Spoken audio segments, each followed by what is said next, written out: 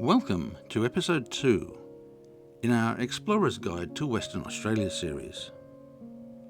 In this episode, we'll be looking at some of the most popular attractions around the Perth area. Our aim is to give you a number of different options, including some that are not always in the glossy tourist publications, but we think they're still worthwhile checking out.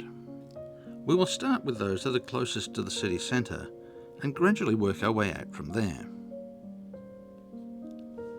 To begin with, the Western Australian Museum is just north of Perth City on Beaufort Street. A few years ago, the museum was extensively redeveloped, and although the modern additions may not really fit all that well with the old historic buildings, the exhibition spaces inside are spectacular. We recommend that you head up to the Wildlife Gallery first and work your way down from there. Other galleries in the museum include Aboriginal history, social history, landscapes, and much more. We suggest that you set aside at least 2 hours to explore the museum, and depending on your interest in our state, you might like to take even longer and see the exhibitions in greater detail. Another attraction not far from Perth City is the Perth Zoo. If you're feeling energetic, and there's a walking section of about 500 metres if you do it this way, you can take a ferry across the river to South Perth and walk to the entrance of the zoo on Labouchere Road. Or you can hop on a bus, number 30 or 31, at Perth Busport or at Elizabeth Quay and ride there in comfort. Like the city, Perth Zoo is on the smaller side in comparison with others around the world, but it is set in some beautiful gardens and is a very attractive place to visit and wander around. You can bring a picnic lunch with you, or you can buy something to eat and drink at the kiosk in the zoo. Every attempt has been made to give the animals in the zoo a pleasant place to live.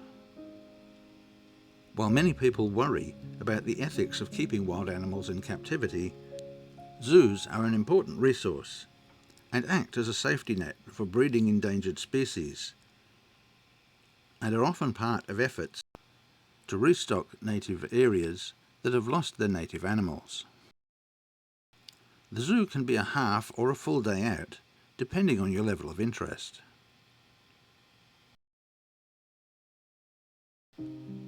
There are a number of other wildlife parks in the metropolitan area, including the Caversham Wildlife Park at Whiteman Park, the Armidale Reptile Centre, the Aquarium of Western Australia, or Aqua as it's better known, at Hillary's Boat Harbour, Kahunu Koala Park in Byford, and Red Zoo out near Mandurah. If you're interested in the historic buildings, you'll find a few remaining in Perth City, but the great majority have sadly been demolished to make way for all the tall office buildings.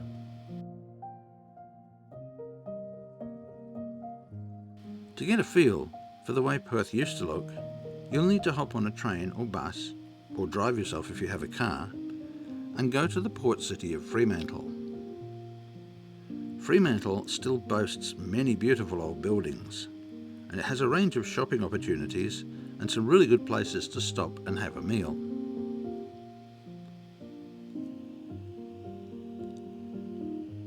You can spend time wandering the streets, and along the way you'll probably bump into Fremantle markets.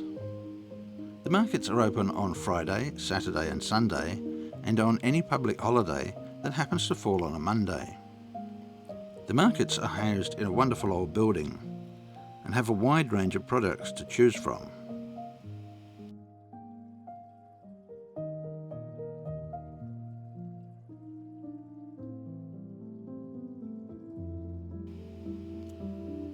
Near to the port, you'll find another market, known as the Eastshed Market. Here you can grab a bite to eat, or just wander through all the different stalls. Within sight of the Eastshed Markets is the Maritime Museum of Western Australia. This large building is situated right next to the entrance to the Swan River, and is a very interesting place to check out. Next to the museum building is an ex-Navy submarine, and tours are available. We suggest you go on one because it's fascinating to look inside this rather unusual exhibit.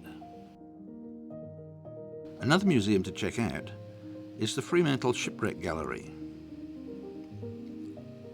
Here you'll find the remains of the Dutch ship Batavia that came to grief on the Abrolhos Islands in 1629.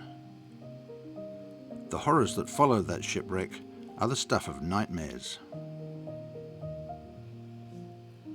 Another interesting historical building is the Roundhouse, although it's not round at all. The building sits atop a rocky outcrop at the western end of High Street. It was built in 1831, just 18 months after settlement, and it was the colony's first prison. The Roundhouse opens daily from 10:30 a.m. to 3:30 p.m. Also located in Fremantle is the Army Museum of Western Australia. This is an amazing collection of military vehicles and all sorts of other hardware, and spans the entire history of the Australian Army. The museum opens from Wednesday to Friday and is also open on Sundays. To explore all the sights and attractions of Fremantle properly, you'll need to have more than just one day, but if time is limited, you can certainly have a very full day wandering around this really interesting place.